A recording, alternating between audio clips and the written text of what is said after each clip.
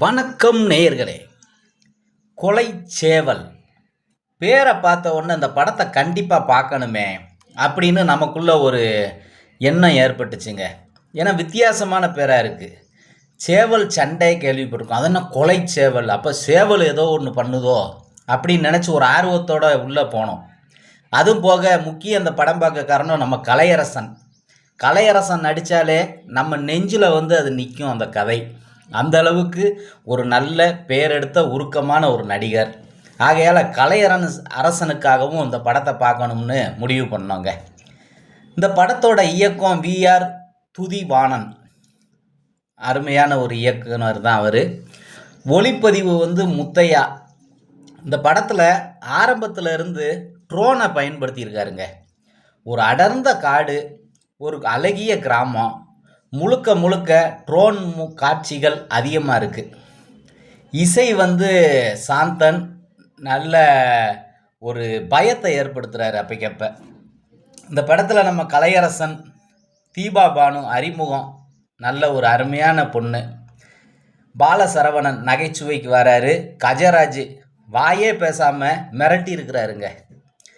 மொத்தத்தில் இந்த படம் பார்க்கவும் தான் நமக்கு முழுசாக பார்த்த விட்டு தான் ஆகா இது ஒரு ஆணவ கொலையாக இருக்கே அப்படின்னு நமக்கு யோசிக்க தோணுச்சு.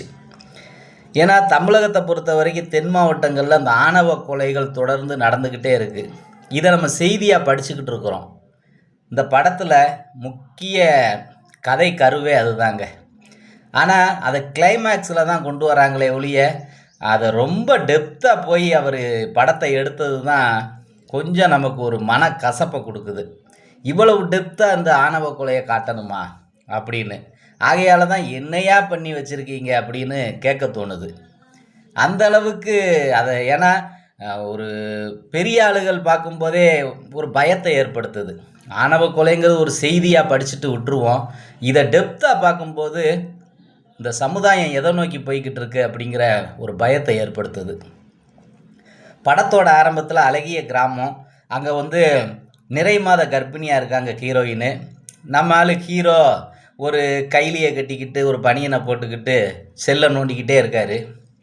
அப்போ இவரை தேடி பாலசரவணை நண்பர் தேடி வராரு. அப்போ இவங்க பேசுகிறத வச்சு ஹீரோ சிங்கப்பூரில் இருந்திருக்கிறாரு, இப்போ சொந்த ஊர்லேயே செட்டில் ஆகணும்னு வந்திருக்கிறாரு அப்படிங்கிற மாதிரி கதைக்களம் நகருது. அப்போ அவர் வீட்டில் ஹீரோயின் நிறை மாத கர்ப்பிணிங்கிறதால குலதெய்வ வழிபாட்டுக்கு போகணும். அப்போ அதுக்குன்னு நேர்ந்து விட்டு அந்த சேவலை பிடிக்கிறாங்க. பிடிக்க முடியலை. அப்போ நம்ம ஹீரோவோட ஃப்ரெண்டு பாலசரவணை அந்த சேவலை பிடிக்கிறதே ஒரு காமெடியாக கொண்டு வந்திருக்காரு கதையில். சேவலை பிடிச்சி ஒரு டிராக்டரில் குடும்பத்தோட தாத்தா பாட்டி எல்லாம் ஏறி, மாமா அக்கா எல்லாம் ஏறி குலதெய்வம் கோயிலுக்கு போகிறாங்க. ஹீரோவும் ஹீரோயினும் நான் பின்னாடி வரோம் நீங்கள் போங்கன்றதாங்க. அப்போ ஒரு மனைவி கிட்ட எவ்வளவு ஒருத்தன் புது திருமணம் செஞ்சவன் அந்த அன்பை பரிமாறுவாங்கிறத நம்ம கலையரசனும் தீபாபானுவும் ரொம்ப அருமையாக வெளிப்படுத்தியிருக்கிறாங்க. அப்போ கோயில், அந்த காட்டுக்குள்ளே இருக்க கோயிலுக்கு போய் சேர்ந்துடுறாங்க. இவங்களும் பைக்கில் அங்கே போகிறாங்க. இவங்க போகும்போது தான் இந்த மாதிரி இந்த ஊருக்குள்ளே இந்த ஜோடி இருக்குதுங்கிற விஷயமே பொண்ணோட அப்பாவுக்கு தெரியுதுங்க. அப்போந்தான் நமக்கு கதை ஓரளவுக்கு புரிய வருது. இடவேளைக்கு அப்புறம்தான் இவர் லவ் பண்ணி திருமணம் பண்ணியிருக்காரு, அது ஒரு வேறு ஜாதி, அதோடு அவங்க வெளியூருக்கு போனதால் தெரியாமல் இருந்திருக்கு, இதனால் பொண்ணு வீட்டில் பெரிய அவமானம். அப்போ அந்த பொண்ணை விட்டு வைக்கக்கூடாது, ஆணவ கொலை பண்ணணும்னு குடும்பத்தோடு முடிவு பண்ணுறாங்க. அப்பா கஜராஜ் கூட ஒரு சின்ன பாலகனை கூட்டுக்கிட்டே பைக்கில் போகிறாரு. பேசுகிற காட்சியே கிடையாது. சரி, அவர் பையன் போல் அப்படின்னு நம்ம கதை ஃபுல்லாக நினச்சா கடைசியில் அவன் கத்தியை தூக்கிட்டு வர்றதை பார்த்தா என்னையா பிஞ்சு மனசில் நஞ்சை விதைச்சி வச்சுருக்கீங்களே அப்படின்னு நமக்கு கேட்க தோணுது. இது சினிமா கதையில் எடுத்திருக்கிறாங்க. ஆனால் நிஜ வாழ்க்கையில் அந்த மாதிரி தான் கொலைகள் நடக்குது அப்படிங்கிறத நம்மளால் புரிஞ்சுக்கிட முடியுது. அந்த குலதெய்வ வழிபாட்டில் அந்த சாமியே ஒரு நிறை மாத கர்ப்பிணியான சாமி. அந்த சாமியும் கொஞ்சம் பயத்தோடு தான் பார்க்க வேண்டியது இருக்குது. தாத்தா பாட்டியோட காதல், தாத்தா ஒரு வைப்பாட்டி வச்சுருக்காரு அப்படின்னு பாட்டி வையும். தாத்தா உன்னை விட அவள் சூப்பர் அடின்னு அவர் சொல்லுவார்.